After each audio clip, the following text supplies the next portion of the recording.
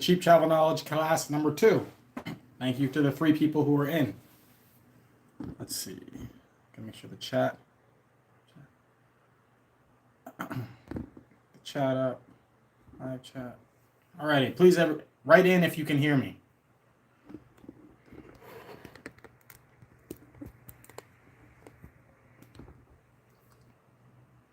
Give a couple more minutes for people to get in, and we'll jump into it. What's going on, Chad? What's going on, Lynn? How you doing?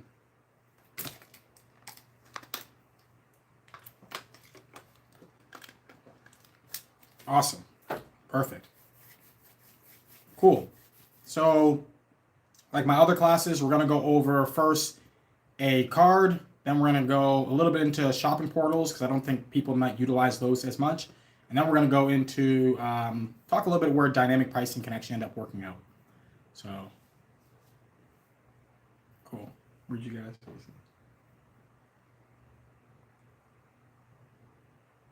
Nice, awesome. I'm so glad to hear that. Hotels for Japan and China. Do I have recommendations? So I'm a Hyatt person, so I'm going to say that I stayed at both the Hyatt Regency in Tokyo and also, I don't know what part of Japan you're going to, but I stayed at both the Hyatt Regency in Tokyo and then also the Park Hyatt in Tokyo. The Park Hyatt in Tokyo, I know they are doing renovations with it, but from what I was able to experience from it, I had an incredible time. That has so far been the best hotel I've ever stayed at. You're so high up, and the way you get to oversee all of Japan is just absolutely incredible. So I absolutely love that hotel. If you, in Shinjuku, so the Park Hyatt, if you have the points to be able to stay at the Park Hyatt, stay at the Park Hyatt. The Hyatt Regency, although it is more points, is less. Although it is like Hyatt Regency is less points. I've heard some people give mixed reviews about it, but I had a great time. There was some issues that were happening when I originally went there. I was actually trying to use my suite upgrade award, and then there was damage to the rooms that all had suites, so they actually took out all the suites there. But I think the Hyatt Regency, it has these beautiful chandeliers. The staff is so attentive. I think it's just how it is as a whole in Asia. I loved both of the Hyatt properties, but the Park Hyatt is just absolutely, I just love it. Next level. And if you end up going to the New York Grill Bar on the, I think it's the 56th floor, you get to overlook all of Tokyo, and then you have people who are singing. It's just fantastic. So definitely, I would definitely check out Hyatt properties, but it's also, I think, a really nice Conrad out there with Hilton. There's great. It just really comes down to what points you actually have for which one you actually want to do it with. You want to use money, about 100 a night. 100 a night money out there. That I don't know. So it's not going to be any of the chains, because when I was looking, I did look at some, at least not in Shinjuku. I don't know where you'd be able to find that. There's probably going to be some like really tiny hotels that, or at least tiny like properties that you might be able to get at that around that price range. I did see some, if you happen to end up going to outside of Tokyo and you end up going to Kyoto, there is a Hyatt Place out there that's roughly around about $100 a night. But in Tokyo, it's hard, Like if I can find a hotel that ends up being under $200, I find that as being a win, because a lot of the times now, if you end up looking at hotels, they're going to end up being over $200 a night. It's just really hard to find them around that price range. So, obviously, if you go to like Thailand and places like that, but if you go to a major city, it becomes very difficult to find hotels around $100. Maybe some hostels, but I don't know of any property that's going to be around that price range. But I hope you have a great time. And I'm going to go through some of this, but definitely write down how you're flying out there. I want to hear about that as well. All right, we got 7 people in the live. So today on Cheap Travel Knowledge class, welcome everyone who's here. We're going to go over a few different things. We're going to go over the offer that's going on with the Freedom Unlimited. For those of you who have seen it, there's a couple different offers. Which one should you choose? And then also, we're going to go into some shopping portals and talk about that, and also some things with dynamic pricing. First, let's go over the Chase Freedom Unlimited card. So that's going to be the card we're going to talk about this week. For those of you who are unfamiliar with it, this is going to be a card connected with Chase that allows you to earn cash back, but also actually Ultimate Reward points. Now, it doesn't advertise itself as Ultimate Reward points. I think it's because of they want to actually get people who are more into the cashback game. However, if you happen to have an Ultimate Rewards earning card, you can transfer over the cashback that you get into becoming Ultimate Reward points and then earn Ultimate Reward points, or then have that cashback end up being Ultimate Reward points, equaling out to being 1 cent, equaling each point. The Chase Freedom Unlimited, it's a card that I recommend to a lot of people. Usually it ends up being a card that I'll tell people to try to get for their first card. If they end up getting denied, go for the Discover. If you can't get the Discover, then go for the Discover Student, or not Student, but the secured card. So I end up going for a secure card. But the Chase Freedom Unlimited ends up being a card that I think could work out for a lot of people who are newer into the game. This is a card that's going to end up giving you 1.5% back on all of your purchases. It also has higher multipliers, giving you 3x back on dining, 3x back on drugstore purchases, and then also if you end up using Chase's Travel Portal, you can get yourself 5x back through Chase's Travel Portal. Now, the Travel Portal can be good in some situations. For myself, I only would use the Travel Portal when it comes to hotels because I've found that the odds of there being issues there is significantly less than if you happen to have a flight that you end up booking and then there ends up being some issues where you want to change it. That can end up becoming difficult when you actually paid with points, you're trying to contact Chase, and also you're trying to contact the airline. You just don't want to go into that type of trouble. So I think that the Travel Portal can end up being good for hotel purchases. That's when I would end up using it.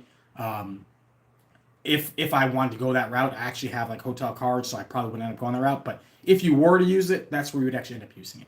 Now, currently, the Chase Freedom Unlimited has two different offers. The one that a lot of people have been talking about have been the double points offer, where instead of you getting yourself 1.5% back, 3x back, 3x back, and then 5x back, you're actually going to end up getting yourself 3% back on all purchases. Then you're also going to get yourself 6% back on dining, 6% back on drugstores, and then 10% back on purchases through Chase's Travel Portal.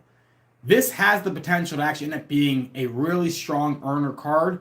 However, I do think that many people should hold back before thinking about taking advantage of this offer as compared to the other offer that's out there with the Chase Freedom Unlimited. The other offer out there is going to give you $200 for a sign-up bonus after you end up spending $500 in the first 3 months of having this card. So it's a very easy sign-up bonus for anyone to hit.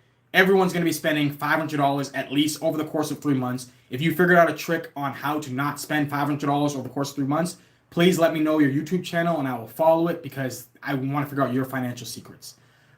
Now, this card is going to have the normal earning, except for it's actually going to have for the first year a 5x back when it comes to gas stations and also grocery stores. This can actually end up being very powerful. It is up to $12,000 spend, so you have the potential on bonus earnings of getting yourself $800 in cash back, 60,000 points when it comes to the multiplier for the gas stations and groceries, and then also you can get yourself $200 or 20,000 points when it comes to the first initial welcome offer. So I actually think for a lot of people, this offer may actually end up being a possibly stronger offer depending on how you actually want to go about your credit card game. If you're going to get yourself one card and you're going to be a higher spender, then the offer where you're going to get yourself double points for all of the multipliers that are connected with Chase Freedom Unlimited card, that is going to be the better option. But if you're someone who doesn't spend a ton of money and you can actually, you're going to be spending a lot of money on groceries, you're going to be spending a lot of money at the gas station. I was actually just talking to someone earlier today, telling me that they spend, I think they were saying $150 a week on gas. I mean, that is a lot of money to be spending on gas. I have a Prius. I don't spend anywhere near that. I know that Chad has a Tesla. I know that other people in the credit card communities have Teslas, so they're not worrying about all this type of high gas amount. But I mean, imagine if you had to spend $600 each month on gas, which is someone who I know is telling me that's what they spend. That's a lot. So if you happen to be someone who's going to spend a lot of money on gas, someone who actually has a bigger family and actually wants to take advantage of getting yourself 5x back on groceries, then taking advantage of that offer may actually end up making more sense. And not only that, the $200 sign-up bonus while it's not as much as many of the other ones out there being 50,000 points, 60, 70,000, or if you start to get to like the Amex cards over near 100 or 100 plus, it's still going to end up moving the needle because it does take a minute to get yourself to 20,000 points. Unless you're just using the travel portal and you're going to be, spending multiple thousands of dollars on hotels or possibly flights with Chase through Chase's travel portal, and then getting yourself 5x back. I think it's with flights as well. Actually, I should look at that. I know it's definitely with Chase's travel portal. Because I know if you end up having... But unless you're actually going to be doing that, then sure, go with yourself with the double points offer. But if you're someone who wants to get deeper into this game and also likes to take advantage of sign-up bonuses with multiple different cards, like you don't have to be at the velocity that I go at, where I end up actually getting myself a decent amount of cards throughout the year. I know that there's other people out there. I know Chad's very much like myself, where you end up getting a lot of cards throughout the year. Then you're probably not going to have as much spend as you think on this card. Like you have to start calculating whether or not you're going to be spending $20,000 on just this one card. If you think to yourself that you may end up spending maybe closer to like 10 G's on this card, it might actually end up making more sense to get yourself the other offer where you're actually going to end up getting the $200 sign-up bonus. If you're going to spend under that, then for sure it's going to make more sense. It just really comes down to how much you're going to be spending on these cards, and this is exactly where you need to start doing the math. So it's not just look at the double points, jump on this offer. Do some due diligence before, like, or with yourself, and start looking at how you actually end up doing most of your spend. If you start to realize you spend a decent amount on groceries, a decent amount on gas, get yourself the other offer, because getting yourself the 5x back in those two categories can be very lucrative, and then also the $200 is going to end up being really helpful as well. Now, also with the 5x back at, I guess technically you can also do it with the, if you were to take advantage of gift cards at the drugstores, you actually could do that and get yourself 6x back for people who actually know how to do that, and actually know how to take advantage of gift cards. And then also you can end up doing the same thing, getting yourself 5x back with gift cards at grocery stores.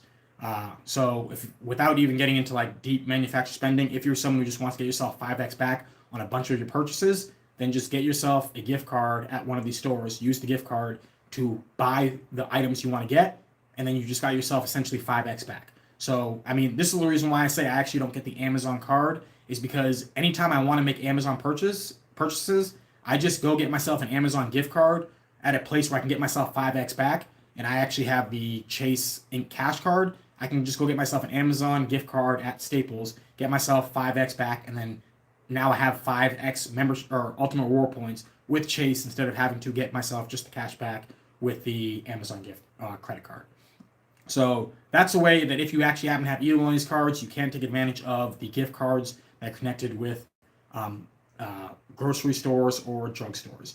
But as a whole, I don't think that anyone should just jump immediately on the Chase Freedom Unlimited unless you are a much bigger spender. If you are a much bigger spender and you know that you're not going to be trying to get yourself many different cards, which honestly meant, like, the reality is I know that many people who are watching this are people who actually are either very deep into the points miles game or trying to become deeper into the points miles game. But if you are just someone who is newer into it and are like dipping your toes into it, like many of the friends that I actually have, you're probably going to be able to get better value if you're just only going to get yourself maybe like 2 cards throughout the year with the higher multiplier one. But if you're someone who's actually like, oh no, I want to get myself a card a quarter, then getting the higher multiplier one, in my opinion, probably isn't going to end up being the best. But you have to end up doing the math. I'm going to look at some of the comments, and then we'll move forward on the other topics. So let's see. So the one I looked at seemed to be very tiny. Yeah, that's how it's going to be. I mean, as a whole, rooms in Japan are actually going to end up being tinier. Just the people who I talked to who actually lived out there when I visited Tokyo were all telling me that their rooms were very, very tiny. I have a friend who I communicate with still, who lives out there, and she tells me that, like, yeah, her place is very small, and like a place that you end up getting in Los Angeles or many other parts of America is going to end up being a lot larger.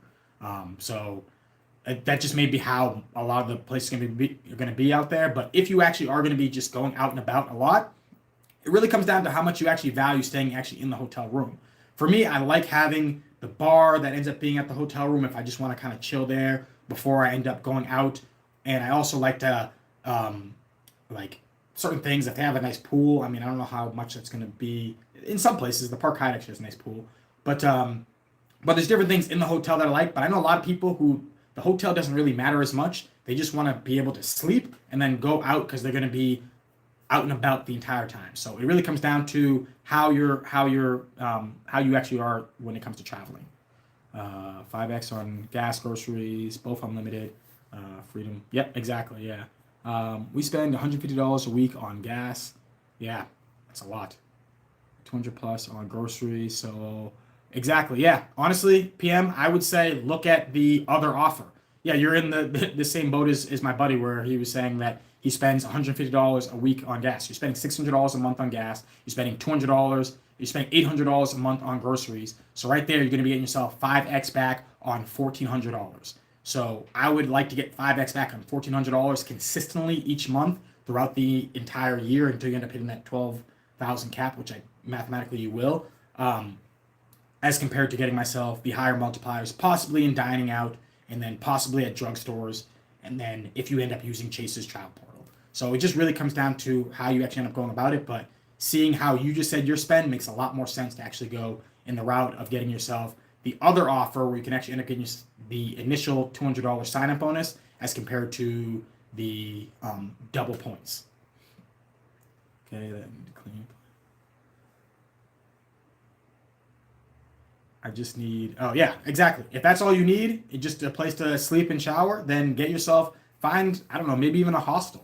It might be a great place to meet people as well. So I don't know exactly who you're traveling with. I can't remember if you told me before, but yeah. So me, I like to, I don't lounge around because I'm usually out and about during the day, but usually I come back to the hotel, I'll chill, I'll, collect myself, and then I end up jumping out again.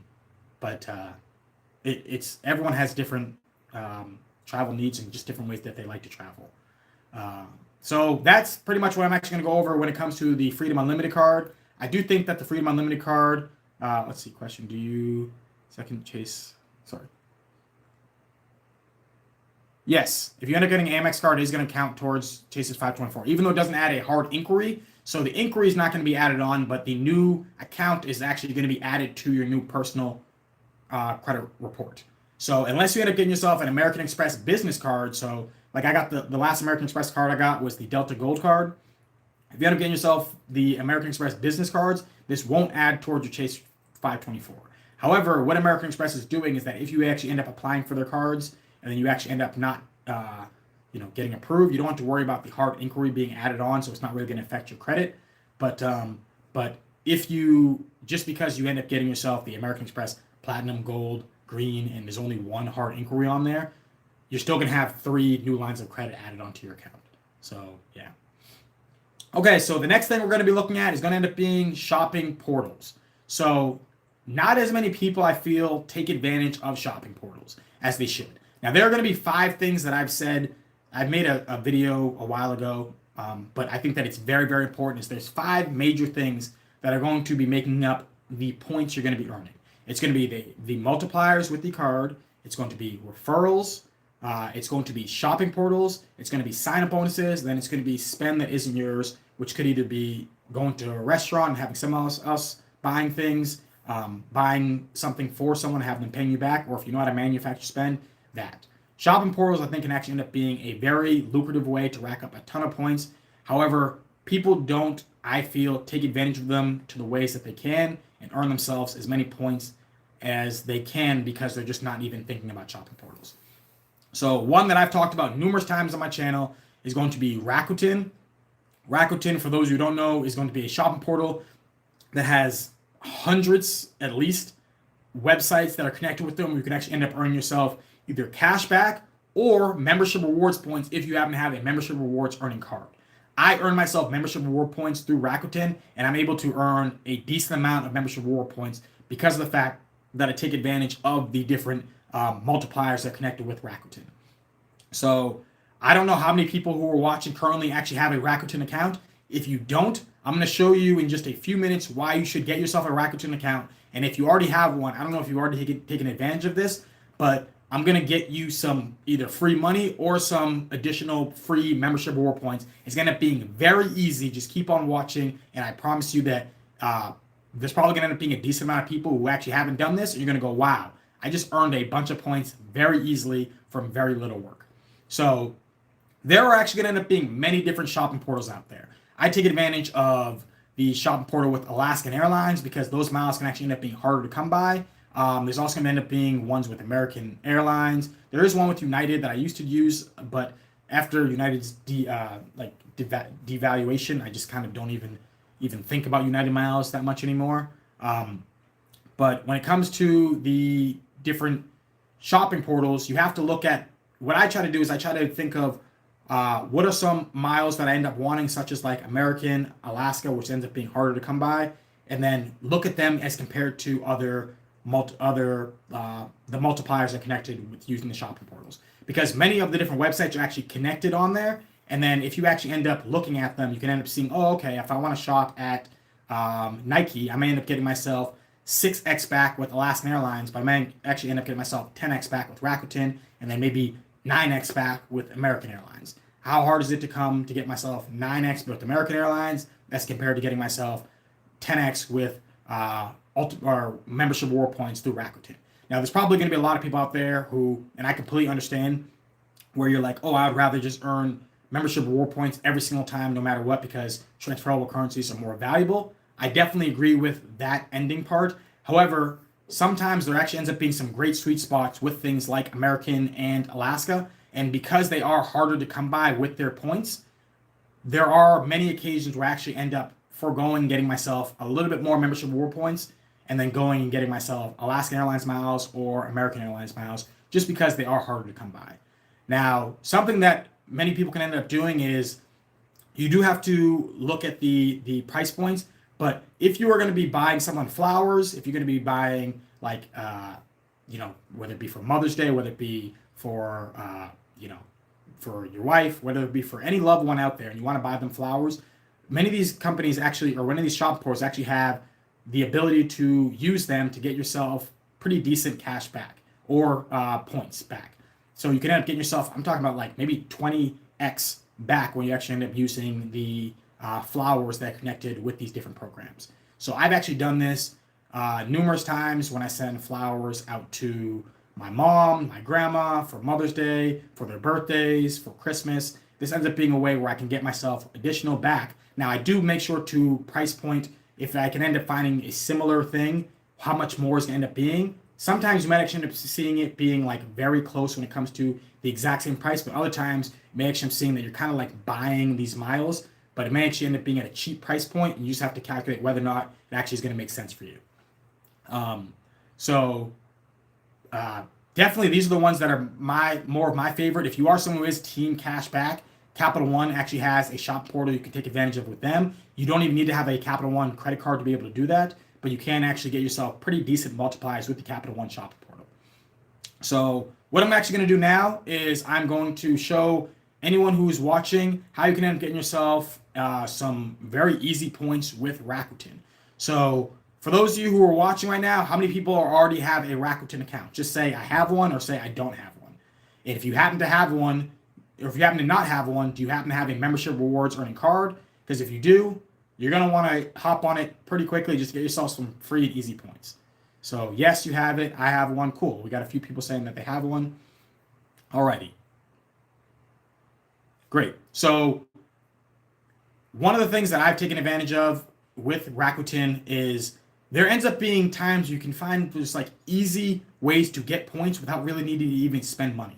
One of the easiest ones out there, maybe other people have already taken advantage of it, but for those of you who haven't, can end up being using something called Stash. So Stash ends up being like this, I don't know if it's like an investment kind of fund that you actually end up doing, but what Stash has is that you can actually end up getting yourself $75 or 7,500 membership reward points if you just put $100 into your Stash account, and then you get this 7,500 points or $75. So I did this. I took it. I did this a while ago, but I'm just now talking about it on the channel. And I did this, and I remember I made a stash account. It took me, let's say, maybe 10 minutes to make my stash account. And then after making my stash account, I put in $100. And then I think it took a few days for it to actually end up credit to my Rakuten account. But after it actually ended up crediting to my Rakuten account, where I ended up getting myself 7,500 membership reward points, or it's going to be listed as $75. I just took the $100 out of my stash account, put it back into my bank account, and canceled out my stash account. So this can end up, there's tricks like this on Rakuten, where if you end up looking at different things where you actually either end up having like higher multipliers, or just these easy cash back where you can end up getting yourself $75 in cash back. Like, I'll show you guys hopefully I can flip this around. How do I do that? Sorry, it's going to be messy on the other side, but I'll show you guys the stash. Does it pop over? Come on, switch. So as you can see right here, stash is going to end up being what you're going to want to use right there. So stash, if you just go on there, you'll see $75. All you have to do is put in $100. Okay, it's going to take you maybe 10 minutes to make the account. And then after you end up making the account, just wait a little bit. And then after you end up, I guess like a few days, maybe at most a week, you're going to end up seeing on your Rakuten account, it's going to credit into your account that you're going to get yourself either $75 or 7,500 membership reward points. It's the easiest 7,500 membership reward points I've ever gotten. And then I just canceled the account. I mean, these are like the things you can end up getting with using a shopping portal. So hopefully this ends up being helpful to some people out there. If you haven't done it already and you happen to have, please people let me know who already have a Rakuten account if you've actually done this so far, or if you haven't done it. If you haven't done it, you just got yourself an easy 7,500 membership reward points just for putting $100 into an account for a few days and then taking it back out as soon as it credits to your account. Easiest thing that I've done with Rakuten. They also actually have it. I don't know if they still have it. I have to check on here. They had it with like Robinhood, where you can do something similar with it as well. Where if you end up just seeing, like, there's different ways you can take advantage of this. Anyone here uses like just different like meal prep programs out there?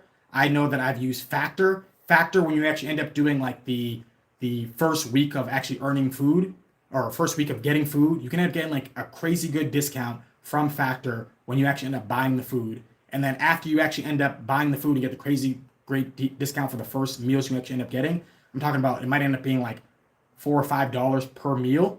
After you actually end up doing that, then you can just cancel it. You will actually have a bunch of meals, but they usually end up being at a pretty good price, and you end up getting yourself, if you end up looking at like higher multiplier days, because the thing about Rakuten and why Rakuten, in my opinion, actually ends up being better than many of these other ones out there is because there's going to end up being many days throughout the year where they're going to have double points. They're going to have triple points. You know, I haven't seen Stash go up to being like, $210 because of triple points. I haven't seen that, but I have seen some programs out there. And there's even been some like errors where if you end up doing like, I think it was like Norton, like VPN and things like that, where you end up getting like over 100% cash back because of the way that it's set up. Because it ends up giving you triple points. They didn't mean to do it with Norton. That ends up giving you like 40% already, and then you end up getting yourself triple points back. So now you just got yourself 120 points. So if you spend $1,000, you can get yourself like 120,000 membership reward points. Obviously, like this, some things like that aren't going to happen all the time, but these things can pop up, and these things you should be looking for when you're actually using the shop portals, such as like Rakuten. But for anyone who hasn't done it, please do this. Get yourself a easy 7,500 points, and if your team cash back, get yourself an easy $75. So, does anyone have any questions about shopping portals? Please. Has anyone done this already? I would love to know.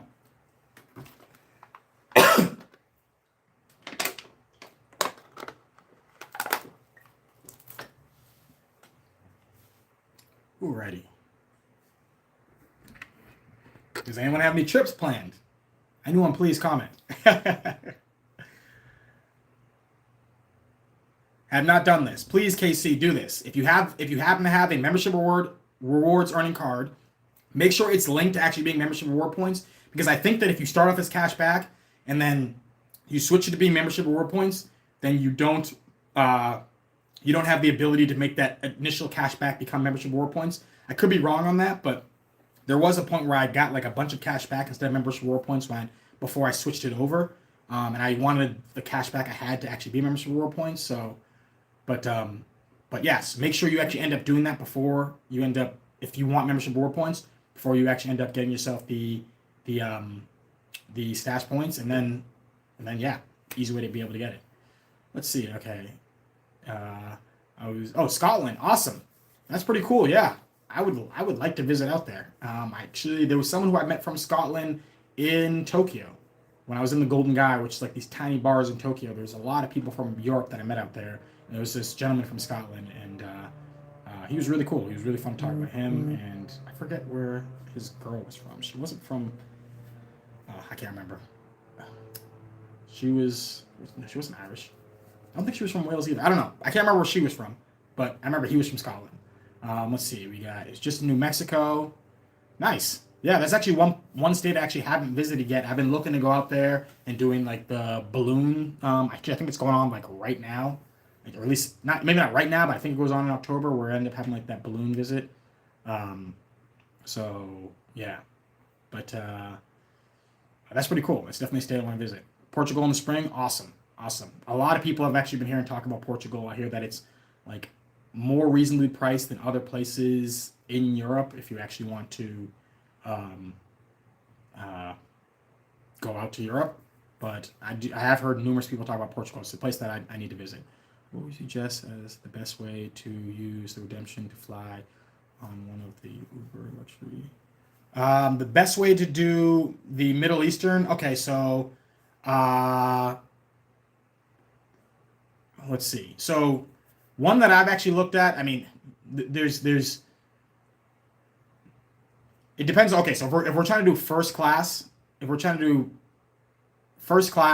then actually I guess both of them. American Airlines can actually end up getting you some great sweet spots. So one of them that actually I've been looking at has actually been using American Airlines. If you're outside of America, like one thing I was thinking about was going to, well, before the conflict that's going on currently in the Middle East, I was thinking about going over to Egypt and then going from Egypt over to somewhere over in Asia. And I've actually found that I could do Qatar Q suites. It was something like, I forget how much it is, maybe 40, it was in the 40,000, maybe 45-ish thousand points to fly Qatar Q suites from Egypt over to Doha, and then from Doha over to like Tokyo, or was like one of the places I was looking at. So I was like, wow, that could actually end up being like a great sweet spot, because there's a lot of places where if you happen to not be going from the U.S. and you just are going from another place outside the U.S. to another place, if you're going from a place outside the U.S. to another place outside the U.S., you can actually end up getting yourself some incredible value for your points. But we're talking about from inside the U.S., you can do, if you would do Qatar, you can do Qatar Q suites for 70,000 points. It actually has been becoming incredibly difficult to like find. I do a lot of dummy bookings looking for it, and I just have found it difficult. There is also, if you want to do the first class with Emirates, you can do not the A380, but you can end up doing the 777. It's actually the older version, but you can do it from is it Newark to Athens. I think that's the cheapest. There's also a JFK to Milan. I don't know if I think that the Newark to Athens, they might actually be the same price. I have to check. But I know that the Newark to Athens ends up being the cheapest, where you can actually end up doing first class that way. And then if you can actually find times where there is a transfer bonus with Air Canada, there actually is an ability to actually be able to book that, and you might be able to get it for cheaper. But I think normally, if you actually end up looking at it, a lot of the times with the business class, if you end up booking it with Air Canada, can actually end up being cheaper. But I think that the first class ends up being more expensive from what I was looking at. Let's see. Sorry. So hopefully that answers your question, Chad. There's also, I guess, I mean, they did actually have it where they had the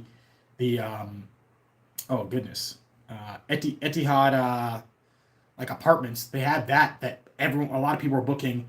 And I think that was only 70,000. But again, this was not inside of America. This was from like London over to Abu Dhabi. Is it Abu Dhabi or Dubai? That one was Dubai. No, Abu Dhabi. So yeah, you can end up doing that. But that I think has become a little more difficult to book again. But the best way to fly them ends up being, if we're talking about like the lowest amount of points, ends up being already outside of America. But if you're already inside of America, then it's going to be Emirates first class from Newark over to Athens. Let's see. If you're feeling spicy, Delta status run, hit diamond. So for what I would say, MR, is that uh, I mean, listen, if you're someone who travels a lot for work, then definitely go with airline status. For myself, I just go for the cheapest price. I'm more loyal to hotels, like as people who know who watch my channel, that I do actually um, I am a Hyatt globalist, and I do try to take advantage of like, or I do try to stay with Hyatt hotels. But when it comes to airlines, they've just shown that like they just like we don't really care as much how much you fly. We just want you to spend a ton of money at our properties. Like if Hyatt all of a sudden started to say like the only way you could end up getting globalist was if you spent $150,000 on the Hyatt card, no more globalists. I'm never going to be that. There's tricks to be able to get yourself globalist, and you may be able to find like different sweet spots out there. Um, like like how it used to be with like MGM. I mean that's gone, but you used to be able to get yourself like some nights you could book like $7 a night. Like when I was in Vegas for the Points and Miles meetup, I forget how many nights I had, but I booked a few nights with Excalibur to get myself closer to Globalist because I could see that naturally I probably need to do like just one little mattress run. Now I do need to do a few more nights. I'm only like I think 3 nights away right now, but yeah, there used to be cheap ways, so it makes a lot of sense for hotels. But I think that if you were someone who's going to naturally get airline status, is when you actually should have airline status. I don't think that I wouldn't go for a mileage run for any of the programs, and especially what's going on with Delta right now. I don't even Delta will be one of the last ones. I'm doing research with Turkish Miles and Smiles as a very yeah Turkish. So Turkish uh, domestic United. Yeah, so it's difficult to find United domestic. Well, you can find United domestic economy, but if we're talking about like the if you're trying to do like go over to Hawaii or do Polaris and some of these, it can be very difficult. One, Turkish's website is a hunk of junk. It drives me crazy, but I like how much value I can end up getting from their program. But yes, Turkish actually to fly when it's their saver is only 45,000 points. There are taxes and fees, I think a couple $100. Um, yeah, it's about a couple $100, but 45,000 points to get over in business class from I can do it from LA over to Istanbul. That's a fantastic deal. I mean, obviously there's going to be cheaper ones if you end up looking at like Iberia business class. You're going to have doing that for cheaper. But I think that Turkish Airlines, I've done both business class in Turkish and Iberia. Turkish is better, and I think that actually ends up being like definitely the cheapest airline within like the Middle Eastern region um, for getting yourself over there. But yeah, the trick, if you end up reading Nick from Frequent Miler, Chad, he actually has a nice post talking about how like he's been able to find availability for it, but it's a pain in the butt. There's a level of effort that I have where I tell myself that I want to get myself great value for things, but also if I have to spend 30 hours to try to get myself the a first class flight with United, not even Polaris, like just a first for me it's not worth it even going through all that hassle. So um but there are tricks, there are different ways to go about it. I've looked into it a little bit, but as a whole when I'm actually doing domestic, if I'm trying to take advantage of um just the partners, I do uh British Airways with American Airlines, and then I do Virgin Atlantic, or you can end up doing also like Flying Blue with Delta. Those are the ways you can end up getting like really good for domestic. Here, what's going on? How you doing? On booking high rewards days above standard suite. So the best way to upgrade if you're booking higher, well, I mean, if you happen to have the suite upgrades, my guess is that you don't. That's going to end up being the best because as long as the standard suite's available, then you can actually end up taking advantage of it that way. Um, if you have to do the math. So sometimes if you're booking a Hyatt and you want to get yourself a standard suite, there is that trick where you pay for a standard room. It actually ends up being not even at member rate, it ends up being at standard rate. And then after you actually end up paying for that, it ends up being 6,000 points for a standard suite and then 9,000 points for a premium suite. You could actually end up getting yourself some like insane value for this. I did it in the video I had where I was talking about Hyatt versus Hilton. And like there's properties in Dubai, there's properties in Malaysia, there's all these different ones that I've seen out there. It also even in just Tokyo if you wanted to do it out there, but it just depends on um, when you're it just depends on when you're actually booking it, how like what level of money are you actually willing to spend. So if you see a property ends up costing $300-400 a night, you don't want to spend that, then you're just gonna have to like the value for your points isn't gonna end up being as high to get the upgrade. But if you end up seeing a property, you can actually end up getting yourself 150 $200 a night, and then you spend 9,000 points to get yourself a premium suite that actually ends up being $1,100 a night. Like these properties are out there, and you can actually end up getting yourself some sick deals. I think also Brazil actually has a really good one as well, um, out in Rio de Janeiro. But yeah, there's different ways to go about it, but um, you can look at the. I don't think when it comes to cash and points, just those that combined, I think that usually actually ends up being not a really good deal.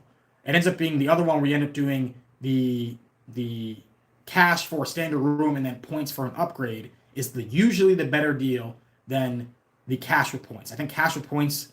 I know it sounds similar, but technically they're two different things. The cash with points, I believe, the majority of the time actually ends up not really being that good of a deal. If you just don't happen to have enough points and you want to do a split, that's the way you do it. But if we're talking about getting yourself a sweet upgrade, the better way to go about it would actually end up being with using the cash and then looking at because it's only going to be either 6 or 9,000 points. It's not that many points. There's a possibility if you're going at like a category uh, like 4, or let's say category 5, it's 10,000 points. It might be cash and points. It might tell you that it's 10,000 points to get yourself the standard the standard suite instead of 6,000 points. So usually it's not going to be a great deal. I'm just going to scroll through this a little bit, see what anyone else has been saying. Okay. Me and my best friend are going to Japan next year in 2 weeks. Awesome. That's fantastic. Yeah. Yeah, it's I think you're just saying for 2 weeks. But yeah, Japan, it's a lot of fun. I'm actually gonna be I got a lot of trips planned for next year, and I don't want to like say all of them that I got going, but there may be one of me going over there next year, and I may be doing it in the best way possible. So that's the thing I got going. Hopefully, you're going to be doing something similar. I'm not sure how you're getting out there, but yeah, have a blast out there. So for anyone who actually this is their first time joining my Cheap Travel Knowledge class, Cheap Travel Knowledge, you can check out my website. What I am going to be offering there is I'm going to be doing a Patreon where we're actually having classes like this, except for it's going to be on Zoom. So you can actually ask me your questions directly where, I'll be able to unmute you and listen to you and hear the different questions you're actually going to have better communication with people who are trying to understand this game and also trying to find different like sweet spots and things like the cards. We're going to be looking at different things to actually get yourself good value. And then we'll go over other things where it can actually end up being either more advanced or just, hopefully gain you more knowledge in the points and miles game. One thing that I will say is that I am going to be doing these cheap travel knowledge classes on YouTube for the next couple weeks throughout October. But for anyone who actually joins, well, not for anyone, for people who join my Patreon, I'm going to say for the first 5 people who are going to be in the Patreon, I'm going to be giving these people, you're going to be able to get yourself not only just the consultation when you actually end up signing up, but I'm also going to do my assisted bookings. So I actually have a service for assisted bookings if you want to do it for yourself, for a couple, or for a family. If you actually end up joining my Patreon, if you happen to be for yourself and a couple, the family just takes so much more time, so I can't be able to offer that for the first 5 people who end up joining. But for the first 5 people who actually end up joining my Patreon, I'm going to be offering you my assisted bookings, so you can actually end up seeing exactly how the service is going to work. So you get to tell me where you want to go, the points you actually have, how you actually want to get there, and then your return, and I will give you detailed information on the best ways to actually go about that. So check out cheaptravelknowledge.com. Check out my website. You actually should be able to see the link to my website on the YouTube channel. And then when you actually end up going through there, you're going to be able to see it's going to have like join the Cheap Travel Knowledge community. If you join the Patreon, then you will actually be able to get this as offered for the first 5 people who actually be joining the Patreon. So I will assist you with your booking and help you if you are someone who has difficulties with this, be able to get yourself the best way to travel. And if you happen to not have enough points, I'll tell you the ways to actually rack up a bunch of points. For those of you guys who actually haven't watched like Dougras Reports, he does a great channel. Check him out. He's having this challenge of getting yourself 250,000 points before the end of the year. So starting off from October, going to the end of the year, and I'm pretty positive I'm going to hit that. I can rack up points pretty well. So I have different tricks to be able to do that. If you want to learn some of those tricks, jump into that Patreon, talk to me during the consultation, and then I'll be able to help you figure out how to get the points you're going to need for the type of trip you want to do. And then also, I'm going to assist you and give you all the detailed information. I've been doing this for people in my life, like in my not virtual life, but in my real life this year, and people have been very happy with what I've been offering them. So that's the reason why I'm going to my audience and telling them I'm going to do this for them. So for the first 5 people, if you're someone who's like, I want to take a great trip and to have all these points and I don't know how to do it, check out my Patreon. When I see that you join my Patreon, we will schedule a meeting for a consultation, and then also I'm going to assist you with your booking. So check out my Patreon. That's going to be for the first 5 people who end up joining onto my Patreon. Hopefully some of you all end up joining it. Now, let's see. I also heard Privier helps. Yeah, are you talking about for Hyatt?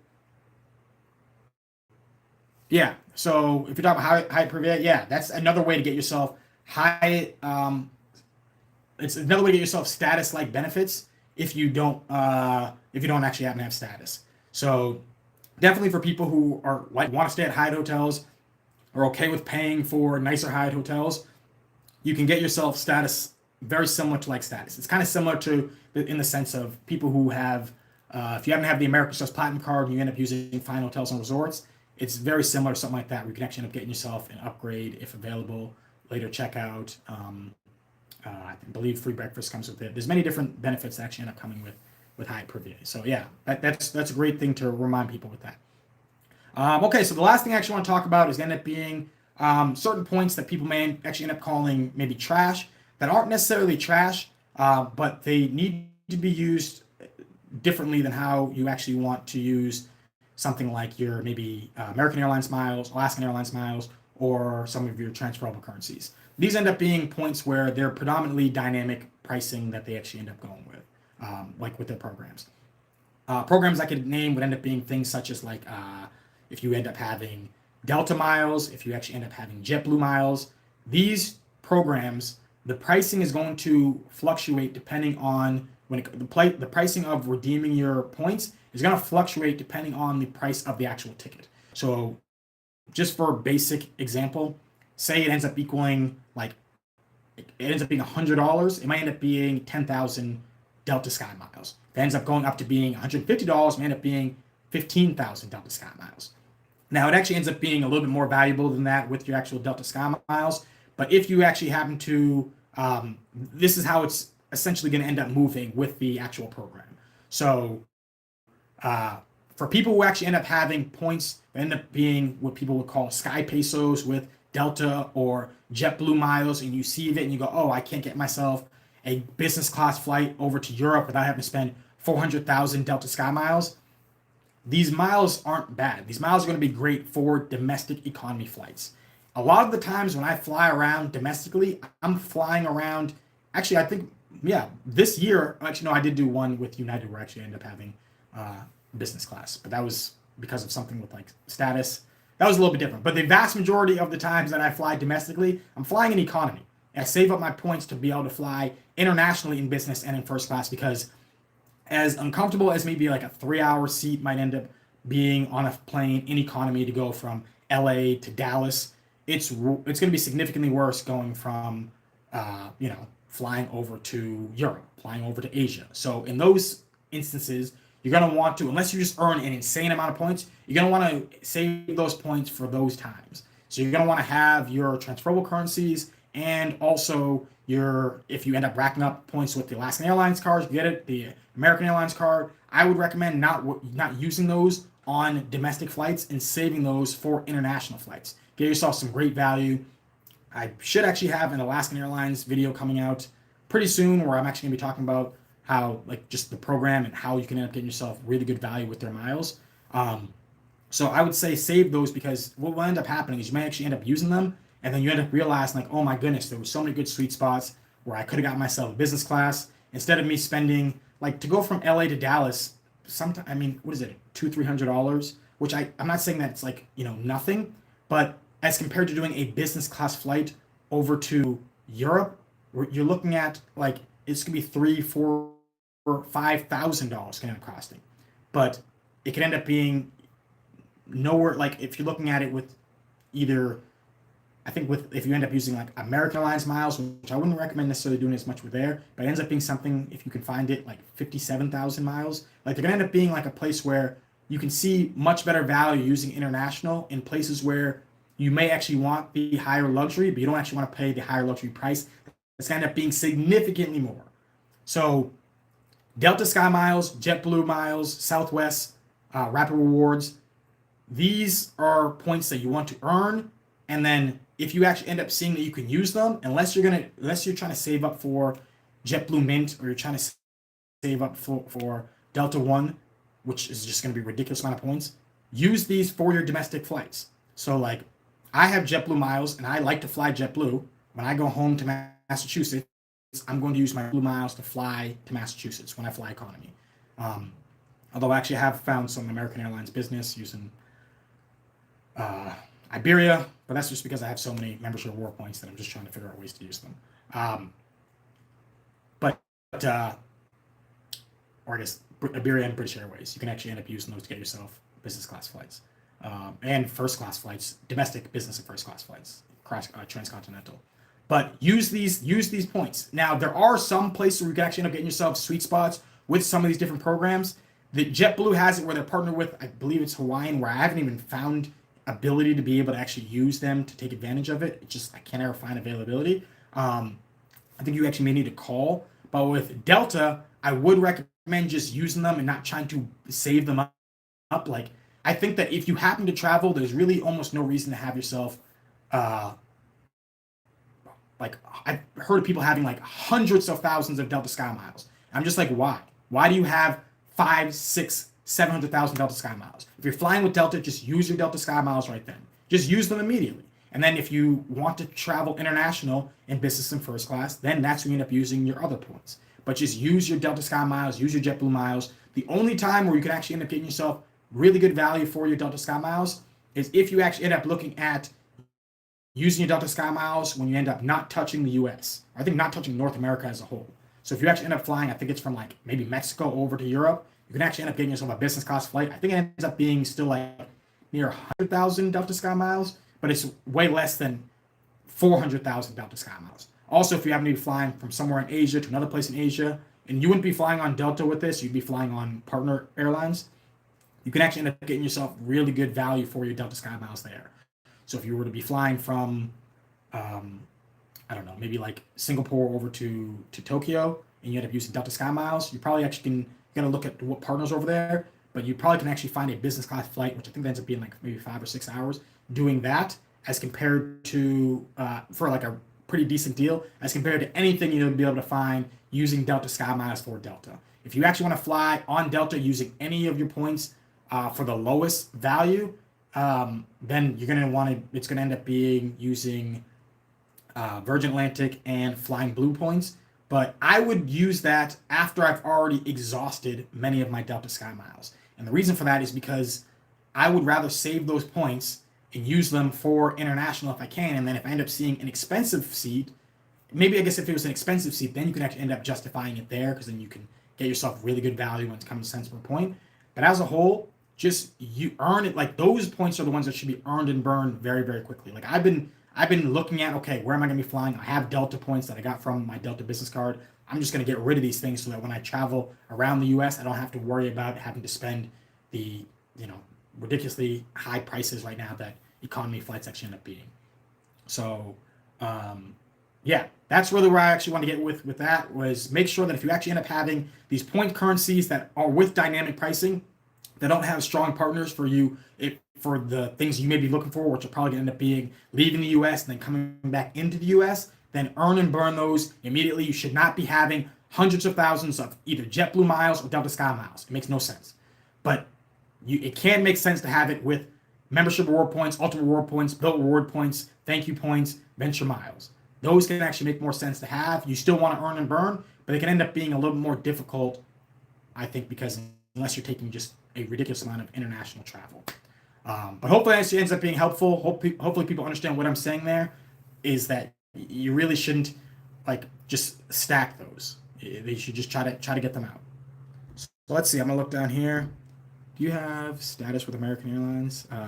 No. So actually, I had the ability to. The reason why I didn't take advantage of that status match is because they've done that for the last either two. They did it last year too. So I know everyone's kind of raving about it, like, oh my goodness, you can get yourself. Is it? It's not the executive. I think it's the second to top Platinum Pro. If I'm saying it right. But you can get yourself like really high status with American. I don't have any American Airlines flights I'm going to be flying where I'm going to need status in the next 3 months. So if I end up doing it, what I'm going to try to do is chase status for it's not going to make any sense to me. And if you actually end up taking advantage of any of these status matches, some programs, like I think Alaska, if you take advantage of the status match, if you happen to have Delta higher status, and then right now Alaska is offering a status match, you can only do that one time. So when you actually end up doing it, make sure it's going to be times you're going to be flying with Alaska, or you're going to be taking advantage of the One World partners so you can actually use that status. But I've already booked up so many flights and so many things for next year. I can already see that it's not going to help me in the way that I would want it. So what I would rather do is I'm going to hope that this is going to come around again next year, because I had the ability with it last year too. But I was like, oh, I'm not going to be flying American for the first 4 or 5 months of the year. It's not going to make any sense. I'm not going to be flying any One World partner. It's not going to help me. So check to see. You have to check out with the fine print of these to make sure that when you actually are going to be doing the status match, how long is it till you can actually do it again? Because I think that with American Airlines, it's at least 2 years, to where that would mean that if I used it this year and then next year I go, oh my goodness, I want to fly American Airlines a bunch of times in the beginning of the year. Now I just wasted it because I know I'm not going to be flying them then. So check in the fine print of how the status match is going to work, because there may end up being that you can only do it with this program once ever. You may only be able to do it once every 2 years, every 4 years. So you have to do the math to make sure it makes sense. Because yes, can I be a American Airlines was it Platinum Pro? Sure. But if I'm not going to be flying American for the next 3-4 months, it doesn't help me at all. So that's the reason why I didn't status match, just because I'm hoping that next year, if I happen to be flying American and they happen to be offering this again. I mean, like a couple years ago, they even had it where they offered their top tier status. I think it was either right at COVID or right before COVID started. And they even gave people like everything. It was just incredible. Now they've taken it back because Hyatt's been giving out its globalists a lot easier with Bill Ward's status match, with I don't think they just did it themselves, but I know that American Airlines offered it as well with the status match if you happen to be American Airlines status. So it is getting easier for people to end up getting themselves globalists. But for me, I'm just like, when I know I'm going to be able to take full advantage of it, if they never offer this again, it doesn't matter, because I wasn't going to get any value from it anyways. So, yeah, I would say if you can take advantage of it, by all means, definitely end up doing that. But if you can't, wait until it's going to be a time where you see the value in getting it. So let's see. Do I have the South? No, actually, I do not have the Southwest card. I've actually, funny enough, never actually flown. Happiest when flying. Funny enough, never actually flown Southwest. And I'm not against Southwest. I actually think that if you get yourself the companion pass, it can end up being really, really valuable. I mean, it's the best companion pass in the game. You can just get yourself another person. It costs what, $5? You just have to pay the taxes and fees. That is incredible. But yeah, for me, I haven't flown Southwest. I fly. If it's domestically, I'll look at trying to do like United. I was doing United for a minute, but it'd either be United or American. And Alaska, if I can, around this area, because I like Alaskan Airlines. I have recently flown Delta a few times, and I've found them very nice. But no, I don't have the Southwest card. I do think people should get it. If you are going to get it, then make sure you're smart about it with getting yourself that companion pass and doing it at the end of the year, and then taking advantage of both bonuses after the new year begins. That's the best way to go about it. At some point, I'll fly Southwest, but when it comes to for any of those carriers where they're like, oh, you have to pay for this thing, and I just want I just give me everything. It's like it's one of the things that I had an issue with when I don't really play video games now, but I play video games with like my nephew and oh yeah, you don't have all the players in the game right now. You have to buy this player or buy this character or buy what? Just give me everything. If I can't get everything, then like yeah, I don't know.